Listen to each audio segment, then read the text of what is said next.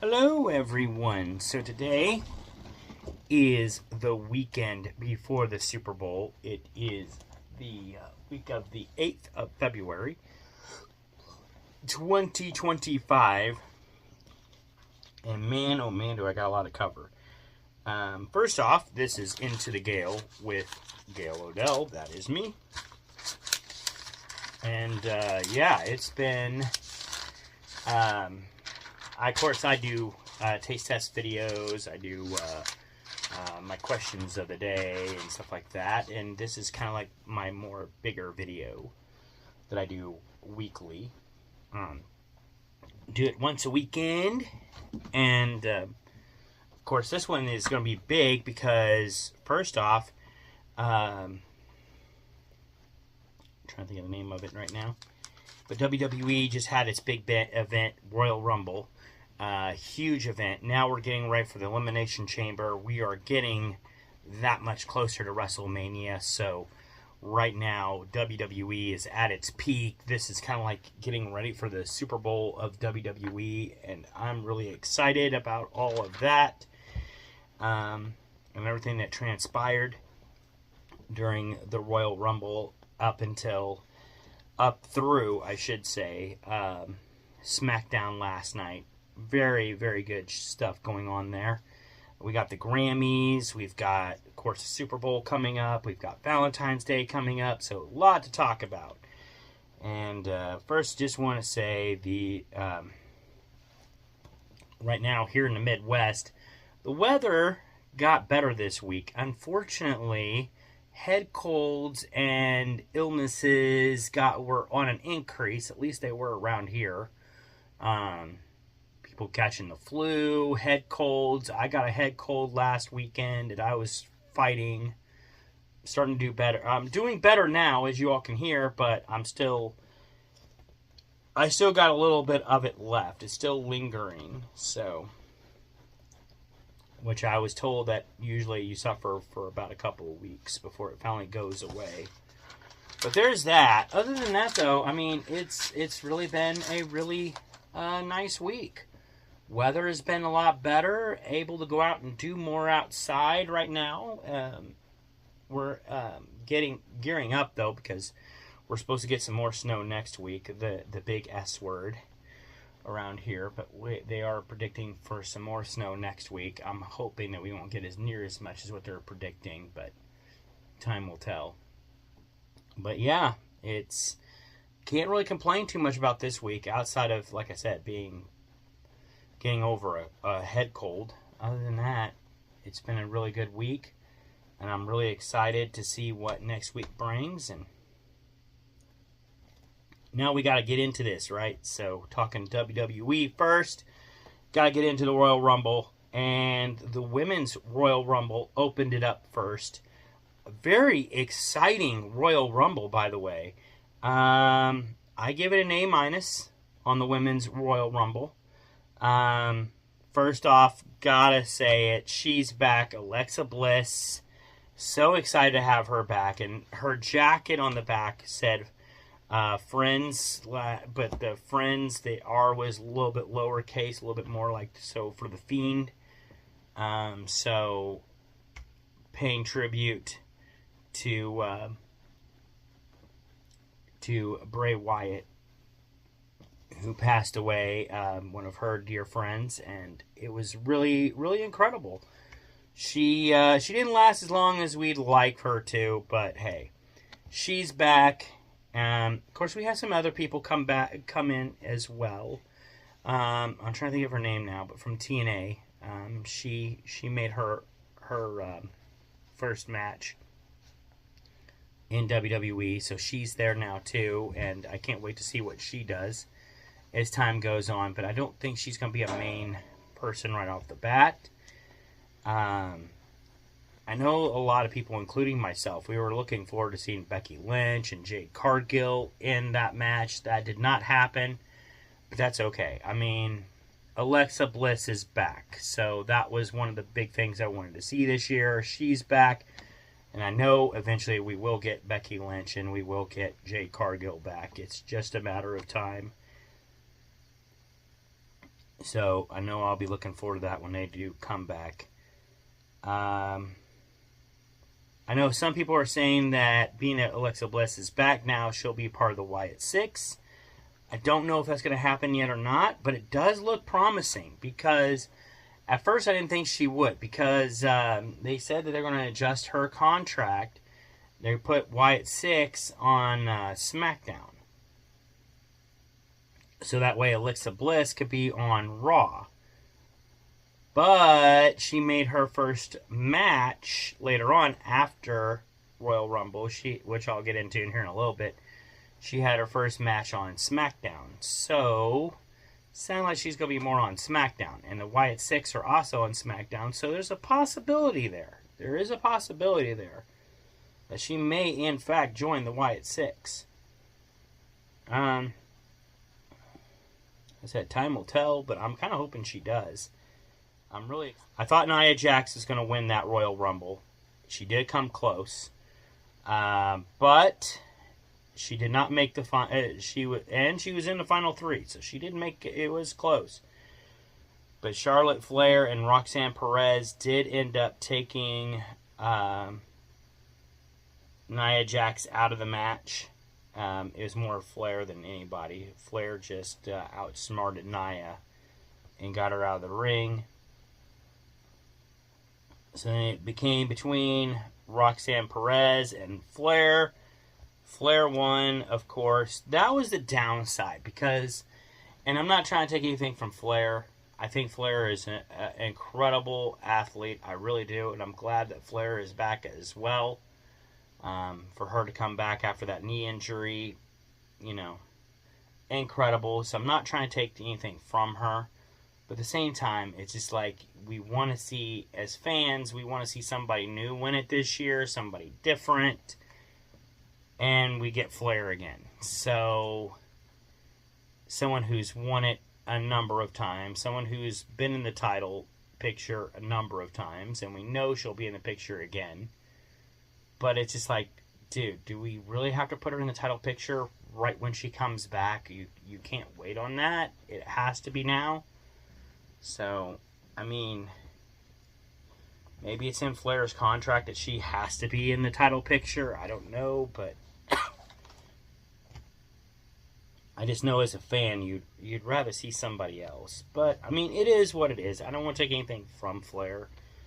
She's still an incredible athlete, so glad that she's back. She's the queen. Another thing is, now that she did win, I will say that I would like to see her challenge Tiffany Stratton. Just because that would be a different match, one that we haven't seen yet. And maybe to see how good Stratton really is. I'd really like to see that. Right now, Stratton will be going up against Nia Jax again, so of course Nia Jax has got to be in the picture somewhere. And that's another thing that I have a problem with. It's just like, dude, if you're going to have Nia Jax in the picture, why wouldn't...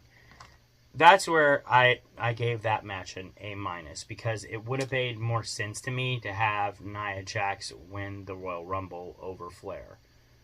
Flair can be in the picture later on. It'll be fine. Work her way up like everybody else. Maybe have her in an elimination chamber. But, my opinion, I think Nia Jax should be. I think she should be the one challenging Stratton at WrestleMania. I think that would be a really good match. I think everybody would have been looking forward to it. But, I mean, it is what it is. I'm not one of the big shots. But, nevertheless, I'd still, now that Flair has won, I'd like to see her versus Tiffany Stratton. Hopefully it'll happen. We'll see. Rhea Ripley, I know, when they got to Raw the next day after the Royal Rumble, Rhea Ripley made it perfectly clear that she wants Flair to challenge her. But I think all the ladies made it perfectly clear that they want Flair to challenge them. So that doesn't change anything there. Tiffany Stratton did the same thing. I want you to win so I can challenge you. Or they said, I want you to challenge me. That's what they said. Because right now Flair can choose any of them. So they're like, well, I want you to pick me. No, I want you to pick me. So it is what it is. But like I said, that one got an A-. Then moving on. There was a tag team match, but I felt like that tag team match at the Royal Rumble got outplayed. Big time. I'm giving it a D-. And I think I'm being nice giving it a D-. It just felt so out of place. It was the best 2 out of 3 between DIY and Motor City Machine Guns.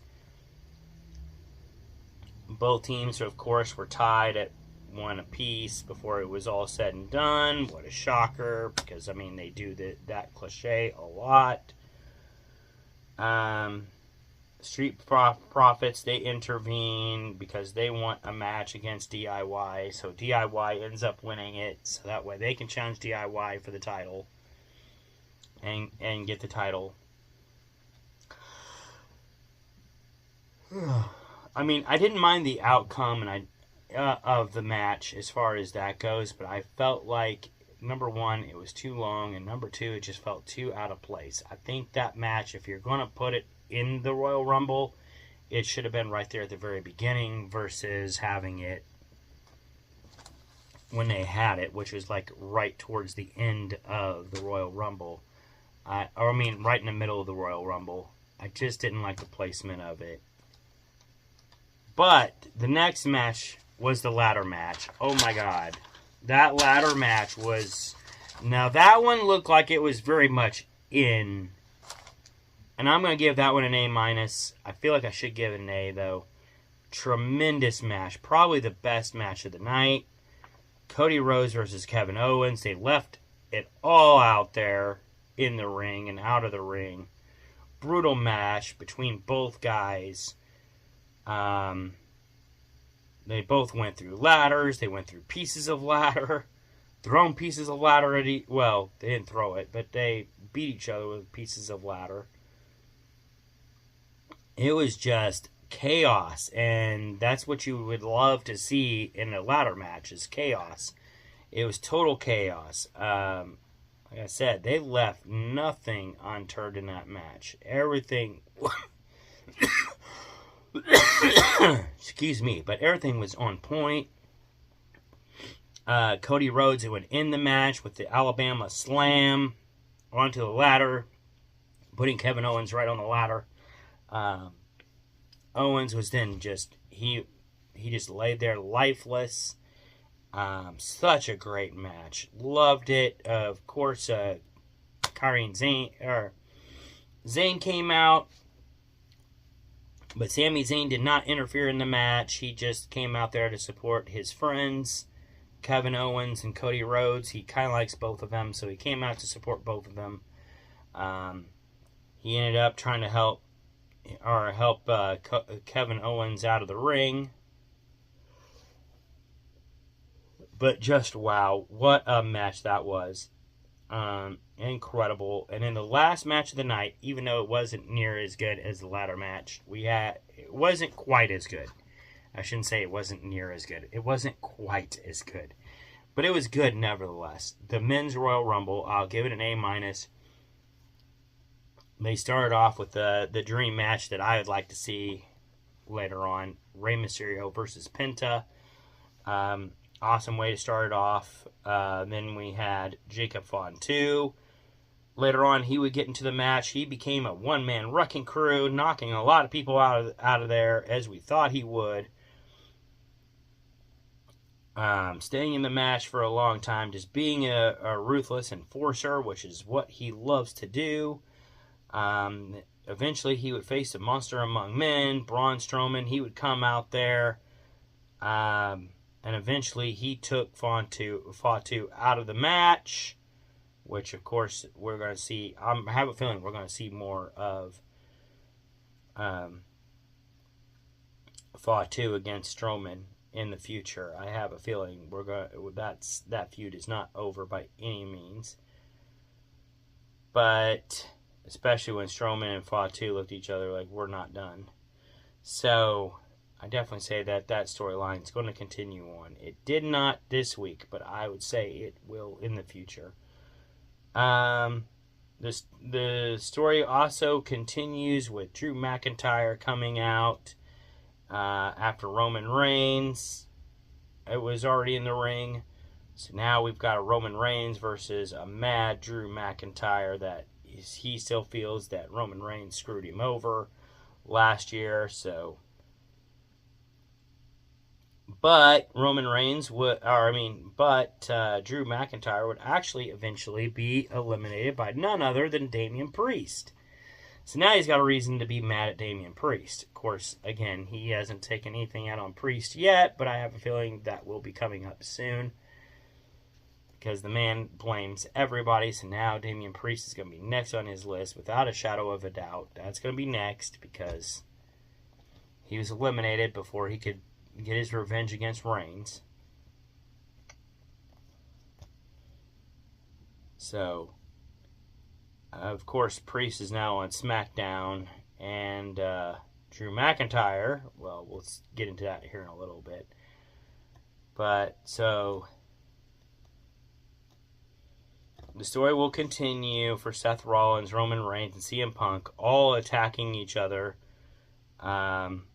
before being eliminated themselves. I believe it was Paul that eliminated them, but if I'm not mistaken.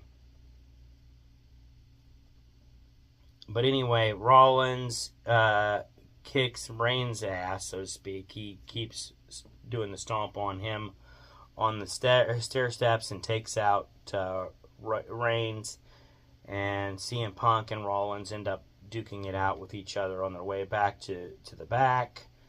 So it's now unclear as to what's going to happen there with Roman Reigns. He's going to be out for a little bit with those two stomps. Meanwhile, end of the match, we go to the end. We've got the final two as the night goes on. It is not wrong. The final three, it was Jey Uso. Alright, so between Jey Uso and John Cena is where it came down to. Jey Uso would end up winning. So, yeet. He beat John Cena. So now that that's all said and done, I'm thinking that he'll probably challenge the ring general. I'm thinking that's probably where he's going to go. I know that, don't get me wrong, I think him versus Cody Rhodes would be a good match too. But I think he's still got some unfinished business there on Raw. So I think him and the ring general are going to tie it up at some point. I do look for that to happen. But at any rate, some other things to note is that AJ Styles is back. He came back, and Joe Hendry was also in the match from TNA. So that's really cool. But now going into Raw, so Jey Uso opens up Raw. Gets a great welcome, well deserved. He was tearing up. It was hard for him to talk there for a little while. I don't know if that was him breaking character. I think some of it was, but well deserved. Like I said, I don't know who he's gonna challenge yet, but I highly think it would probably be Gunther. Gunther comes out. He threatens him. He threatens that if he challenges him, it'll pretty much end up the same way. So why bother? In which case, Jay looks at him and says, "Hey, I haven't made my decision yet. So there's no indication I'm going to challenge you or I'm going to challenge, Cody Rhodes." But at any rate, we move on. Kaiser takes on Penta because Penta took out Kaiser in at the Royal Rumble. So, in fact, he embarrassed Kaiser. Kaiser went out pretty quick. So, Kaiser wants some revenge. He goes up against Penta. Well, it didn't work out good for Kaiser. Kaiser still ends up losing to Penta rather easily. Kaiser remains undefeated on Raw. He's not undefeated because he did lose the Royal Rumble. But he is undefeated on Raw. So there is that. And then they go into some Judgment Day stuff right after that match. But who really cares? It's Judgment Day. And they're kind of falling apart. Charlotte Flair comes out. She gets much respect, much love. As I mentioned, and she calls out, well, she didn't really call anybody out. Rhea Ripley comes out. The only thing is the way Charlotte Flair is dressed for this. I'm thinking she looks like Georgie, almost like a Georgie type outfit from It. So the first thing that caught my eye was like, dude, are you trying to be Georgie? Are you Georgie? So does that make mommy? Is she the clown? Is that what you're trying to say? She's gonna eat you? Because that's what it looks like. She's gonna eat you. But anyway, so yeah. She called mommy a kid, which wasn't the thing to do. So that's what got Rhea Ripley all upset and said, really, who does that? Well, I had to say that. Really, who does that? Who would call Rhea Ripley a kid? But of course I get it. It's, they're trying to get the hype going with that, if that would be the match, and they definitely succeeded in that. Karrion Kross he confronts Sami Zayn in the back like he's been doing the last few weeks now. Sami Zayn is taking on CM Punk later on for an elimination match. In the meantime, the New Day versus the LWO. It was Rey Mysterio and Dragon Lee versus Logan. He versus... they come out and take on the New Day. Logan Paul comes out. He interrupts the match. Disrupts it, more or less. Going after Rey Mysterio. So evidently there's a heated rivalry still between Logan Paul and Rey Mysterio. So that's going on. Io Sky versus Liv Morgan for an elimination match. Earlier on, there was some interference in that match between Raquel Rodriguez. Before the match started, though, Raquel Rodriguez, she and Liv Morgan ganged up on Io Sky when Sky was talking to Mommy in the back. So now we've got that going on. Well, anyway.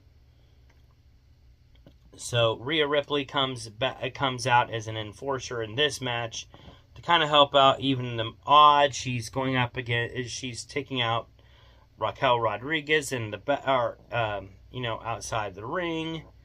Liv Morgan interferes or tries to interfere. That's where Rhea Ripley slaps her, and when she does that, there's a disqualification. And because of that disqualification, Io Sky is now out of... she is out, and Liv Morgan is in for the Elimination Chamber, which I think is kind of bogus, but it is what it is. Then Seth Rollins comes out, and he's talks smack about CM Punk and Roman Reigns. More or less... Well, he's talking smack against CM Punk like he always does. And then he's talking smack that he's the one who injured Roman Reigns. Then he tries to get a motivation speech for Sami Zayn before Zayn comes out to face Punk. Well, that match was really good. I have to admit, this match between CM Punk and Zayn was a really good match. Zayn held up his own, but at the end of the day, he just couldn't beat CM Punk. CM Punk overpowered him and finally put him to sleep. So that was the sign of that. But what was the real big take from that was Kevin Owens comes out right at the end of that match, and he attacks Sami Zayn, which surprised everyone. So, and then we go on to SmackDown. Because why not? Even though that was last night. So let's move on. SmackDown, Kevin Owens talks about why he was so mad at Sami Zayn. Said it was because Sami Zayn did not confront Cody Rhodes when he was out there. He didn't try to help him in that match, and he should have. Shame on Sami Zayn. So now him and Sami are no longer good friends, and it sounds like Sami Zayn is in Kevin Owens' crosshairs. I think the guy's deranged, but it is what it is. I mean, a man helps you out of the ring or out of the arena because you can barely stand, and then you come out later on and attack him on Monday Night Raw because he didn't help you. But anyway, hey, it makes for a good story though. So we got another elimination match. I guess it's coming up. I don't know. But anyway, Elimination Chamber match. Drew McIntyre versus Jimmy versus LA Knight. So, but that one was a really good one. Or going to be a good one. Tozawa takes on Carmelo Hayes. I don't know how I felt about that match, but it wasn't too bad. Tozawa held his own. He did end up losing it to Kamaru. He did lose it to Hayes, just like I thought he would, but hey, he did put up a good fight there. Tiffany Stratton and Charlotte Flair confront each other. Stratton wants Flair, so she's no longer compared to Flair. So she wants Flair to challenge her, so that way she's no longer compared to her. She can prove that she's a better wrestler than Flair. Flair's more or less trying to tell her that she's not on her level. Why would I challenge you? You have to get on your knees and beg for me to challenge you, which I think is so stupid, but that's typical Charlotte Flair. Candice LeRae and Nia Jax come out to interrupt because Jax is saying that she's going to challenge Stratton next week for that title.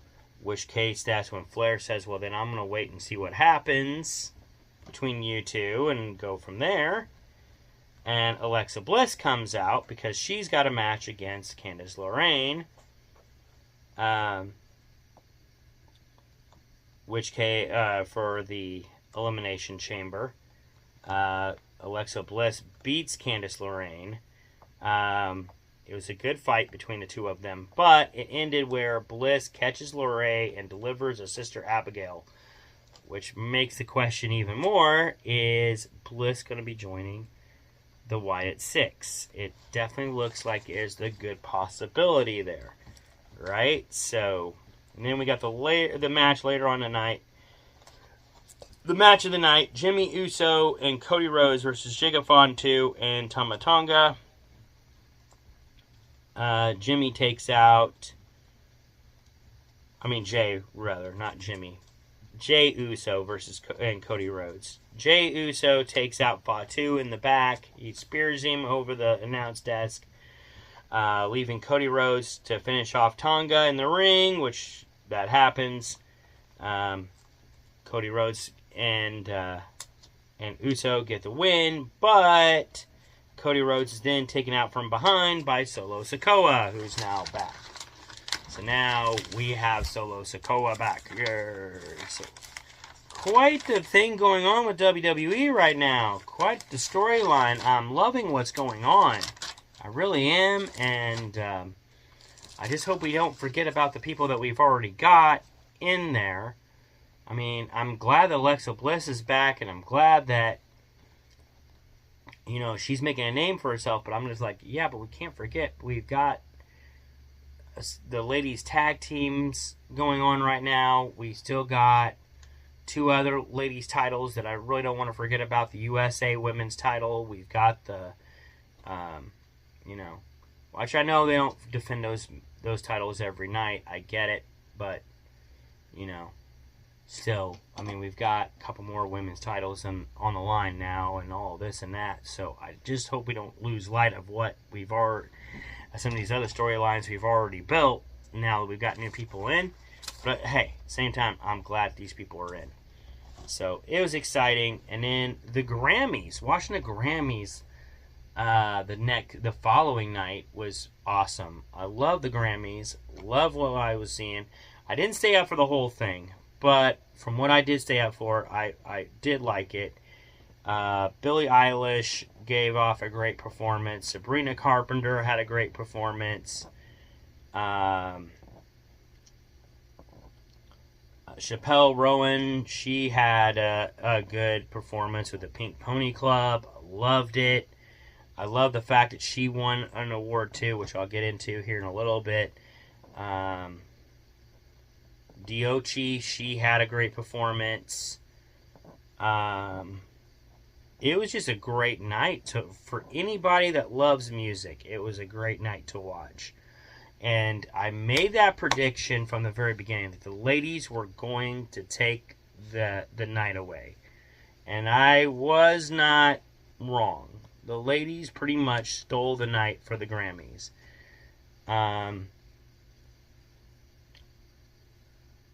So after we open up, Best Pop Album went to Sabrina Carpenter.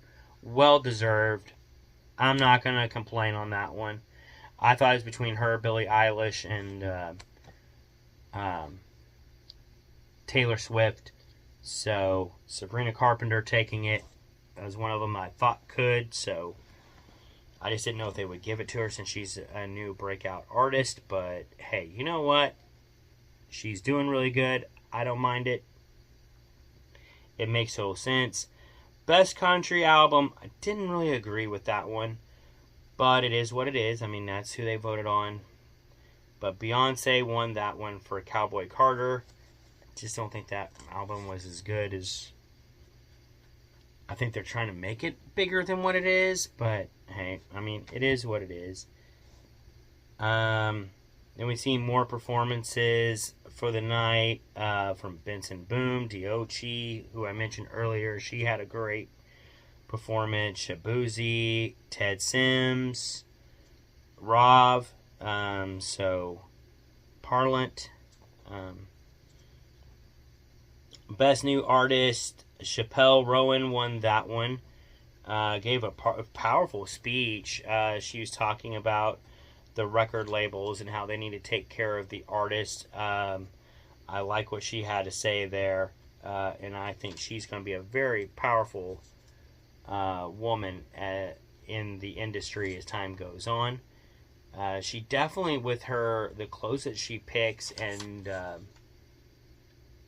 her style, I should say, with her style that she chooses and her speech, she almost puts you in the mind of a Lady Gaga, but a younger Lady Gaga. But at the same time, I don't want to say this to knock Lady Gaga, because she's a smart lady, don't get me wrong. I think Lady Gaga is pretty smart. But I think Rowan is also a very smart young lady, and I think she's got a little bit more intelligence to her than Lady Gaga does. And like I said, I don't mean that to be mean to Lady Gaga in any shape, way, or form. Just saying, I think this lady's gonna surprise. That's what I'm basically saying. I think Rowan's really gonna surprise us as time goes on. Of course, throughout the night, they were talking about the fires in California, being that, this award ceremony is in California. At one point, Lady Gaga and Bruno Mars are singing Winter's Day. That was really good. I like that. There's a performance by Weeknd, who, by the way, said that he wanted nothing to do with the Grammys about a year or two ago. So he was out there. They had a new video by Lady Gaga that they shown during this. Best Latin Pop went to Shakira. They paid tribute to Quincy Jones.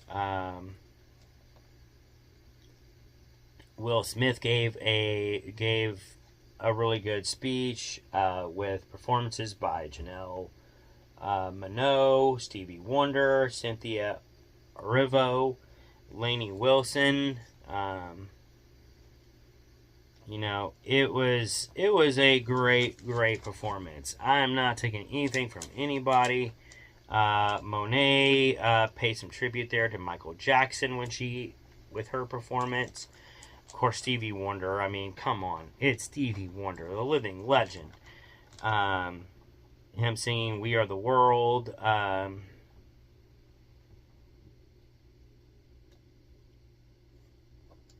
Just a great performance, great man. And that's when I went to bed, so I didn't really see much of anything else. But from what I did see, those are really cool. And speaking of, since we're talking about the Grammys, and I did do a list on the last award, so I felt like I had to do one this time as well. So here we go. Best Dressed Ladies of the Grammys. Number 10, Kelsey Ballerini in a black dress with the white coat. I like that. Number 9, Shakira, the black and orange. Phenomenal. Number 8, Coco Jones in the red dress. She looked really good. Number 7, Beyonce in her gold dress was amazing. I like how she kept with the country theme there. Number 6, Sabrina Carpenter in the blue dress. She looked amazing. Number 5, Madison Beer. If you've seen the dress, you just know. It's just, yeah. That's all I can say.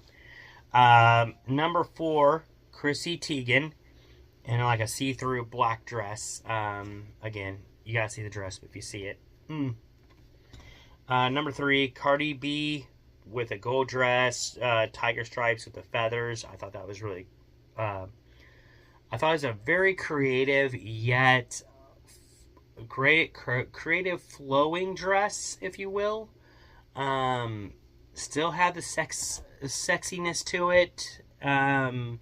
So yeah, I had to give her props on that. Number 2, Charlie XCX with the gray dress. I just thought that one was... It was definitely bold, but I mean, it was definitely a bold dress, without a doubt. It, where you could definitely, it was kind of like one of those dresses where you're saying, okay, you're definitely going to notice her. But in a good way, I think. It has some good taste to it. And then number 1, of course, Taylor Swift in that red dress. So, yeah, Taylor Swift is number 1. Travis Kelce, yeah. And of course, she's wearing red, so we got to go with that because it's Red Friday, Chiefs. We got to go with the red dress. We got it. We just got to do it. So there you go. Then on the men's side, number 10, Brandon Victor Dixon with his suit. Number 10, Zed. Number 8, Babyface. 7, Phineas. 6, Will Smith. 5, Benson Boone. 4, Lojay. 3, John Legend. 2, Sir the Baptist. And number 1, Trevor Noah, the host. I liked what he was wearing. I think he's number 1. So there you go. So yeah. So that gets us through the Grammys. Grammys were great. And then we'll go right into shopping. It's our shopping time. So things to look out for that, and by the way, this is a segment too for Marthieve Maynor, if he watches these, because there's some stuff that him and I both kind of go out to look out for. Helps us out with our taste test videos later on. So Hershey's has 4 frozen cake bites that are now in the ice cream section. Chocolate cake bites, chocolate caramel brownie bites, cookies and cream cake bites, and frozen fruit banana slices with chocolate and caramel. All those sound really good, and they are available right now only at Walmart. So if you're around Walmart, now's a good time to pick some up. I'm thinking I'm going to pick some up tonight, actually. But at least pick up one box of one of them and try it out, and then I'll get more later on. But I might give Angela and I something to eat on tonight. Something else, Mountain Dew Dragon Fruit is coming out this summer. So Mountain Dew is releasing that to Walmart. That will be this summer, exclusively to Walmart, from the looks of things. Little Debbie is combining 2 snacks to make one new treat. It's a Nutty Buddy cream pies, and they will be available by the end of this month. So that's something else to look out for. Kellogg's Rice Krispies is coming out with 3 new ice cream sandwiches and pints. Although I might be a fan of trying the ice cream sandwiches over the pints, but I'm not sure yet. They've got the original, which I'm sure is like vanilla ice cream in between. You're going to have 2 Rice Krispie sandwiches, or Rice Krispie treats, and then have the ice cream in the middle. That's their sandwiches. Or you can do the pint, which will have like everything mixed in. But you got the original, which I'm sure is vanilla.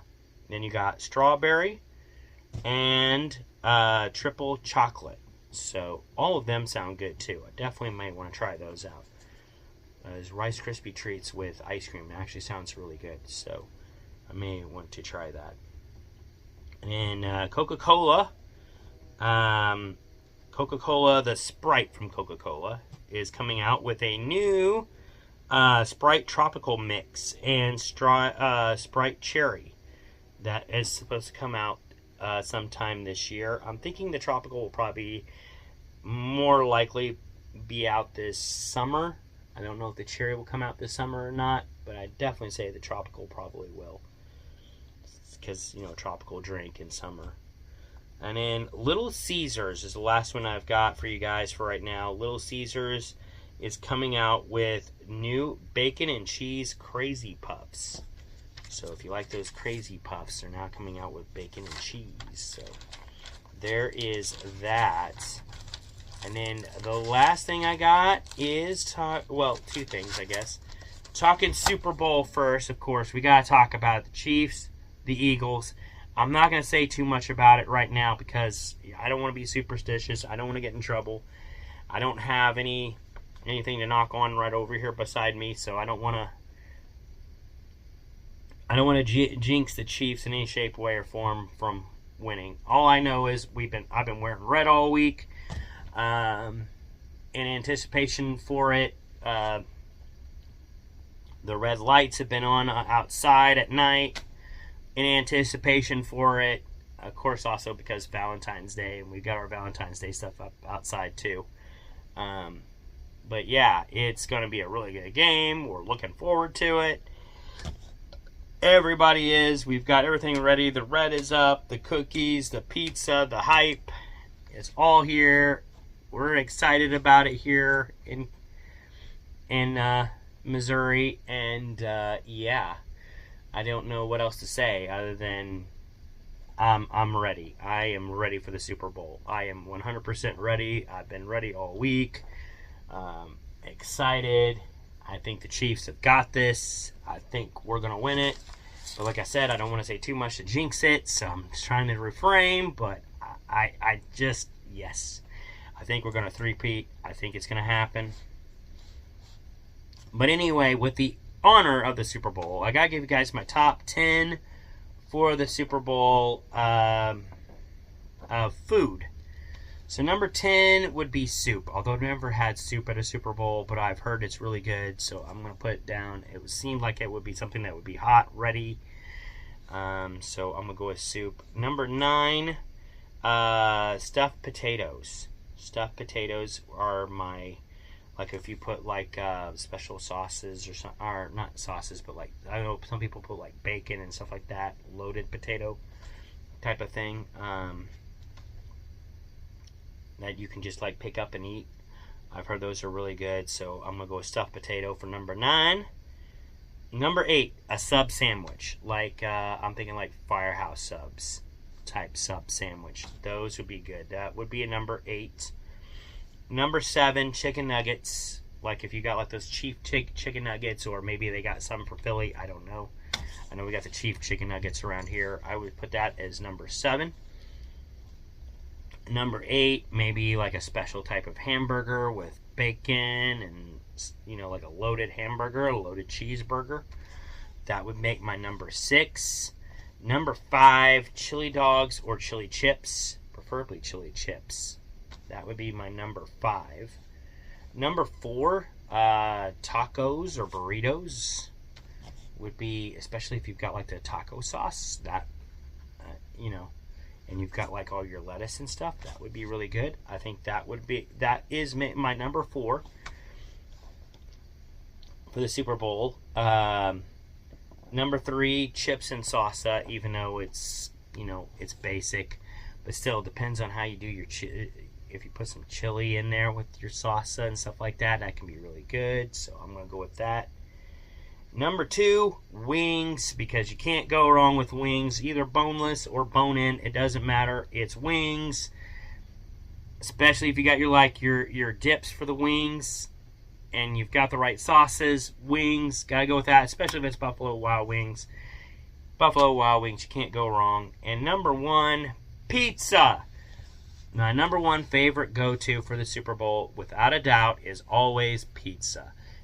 Pizza is good, especially the pepperoni and sausage. That's my go-to for the Super Bowl.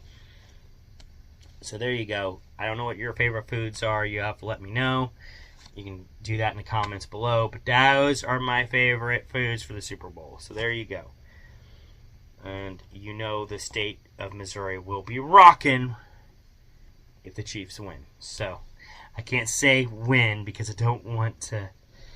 Yeah, I'm not trying to do that to my team. So, yeah, I'm not going to be responsible for us losing. So, I'm not... Yeah, I can't do that yet. Can't do that yet. But I know it's going to be a good game. I am totally excited about it. I'm excited for the halftime. I'm excited for the commercials. I know that Budweiser is going to have a good one with a couple of the Clydesdales, like they always do. Doritos sounds like they're going to have a good one. I think Reese's is going to have a good one. Who else? I don't know. I just know there's going to be some really good commercials. And I know, you know, Usher, I think, is doing the Super Bowl this year. So I'm kind of excited about that, too. I think it's going to be good. I think it's going to be a fun game. I think it's going to be a lot to talk about the next day. So I'm looking forward to it. And then the last thing I want to talk about, because it is going to be next week, next Friday, and all I can tell you guys is the results from it after this video. So in preparation, of course, we have Valentine's Day, and I'm starting to get ready for it now. I've already got my Deadpool poster up, actually. Valentine's Day. But we've also got Valentine's up in the house. As y'all can see, we got Valentine's up in the yard. So Angela, actually, she's already got me some for Valentine's Day. I will take you over that way. But yeah, she already got my Valentine's.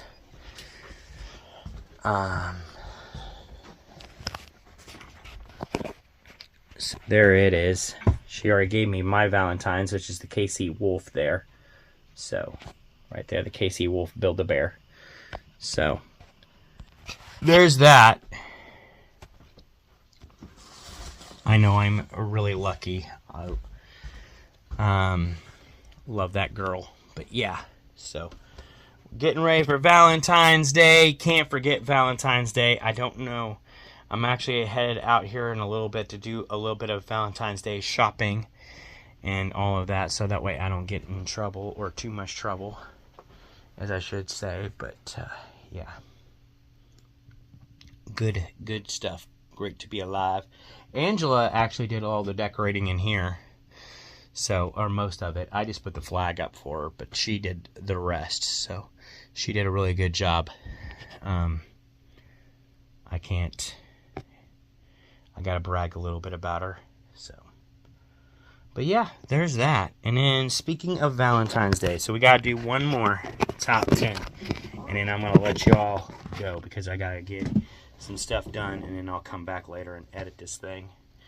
But, so it'll probably be up on Sunday, just in time for the Super Bowl is what time this video will probably air, although I'm doing it the day before, so it is what it is. But for Valentine's Day, the top 10. Now, this is my top 10 favorite candies. Alright, you may not agree with it, but that's okay. Number 10 is those candy hearts. I'm not a big fan of them, but they do come out every year right around Valentine's Day. They are a Valentine's Day candy. So for that reason, I'm going to say those. Number 9, the Lindor candies. Lindor, I know they do it for Christmas also, but I don't care. Lindor makes some really good candies. They are my number 9. Number 8 is Andes. Andes makes some good chocolate too. They're with their mints or whatever. Oh, Andes. Number 7, Gradelli. I hope I'm saying that right. But I love their candies. They make some really good stuff too. They got some different ones. Again, I know they do some different stuff for Christmas as well, but I don't care. They do awesome. Number 6, the Ferrero chocolates, which my girlfriend, or my fiance, puts at number 1. She loves Ferrero candies. But for me, that's my number 6. Number 5 is the Hershey's Hearts that they come out with every year. Those Hershey Hearts. I don't know what about them makes them taste a little bit different than regular Hershey's candy bars, but I do love them. So they make the number 5. Maybe it's a shape or something. I don't know, but something about them tastes a little bit different. Number 4 is the Hershey's Kisses with the strawberry filling or whatever. Those are really good. I love those. Those are number 4. Number 3 is I don't know what they're called exactly, but they've got they're like chocolate shaped balls with cherries inside. Those are the number 3 for me. I like those. Number 2, M&M's. Just regular M&M's. I like M&M's I think M&M's make it, even though they're just regular M&M's, I know they do different colors, but to me, M&M's goes really good for Valentine's Day. They go with just about anything, so gotta go with M&M's. And number 1, the Reese's Hearts. Reese's Hearts because it's Reese's and you're getting a little bit more peanut butter in them than you normally do. Gotta go with the Reese's Hearts. Number 1. I love Reese's. I know I'm biased, but I love my Reese's. And that, my friends, is all I got for you guys for this video. So I hope y'all enjoyed it. Peace out, and I'll see you on the next one. Bye for now.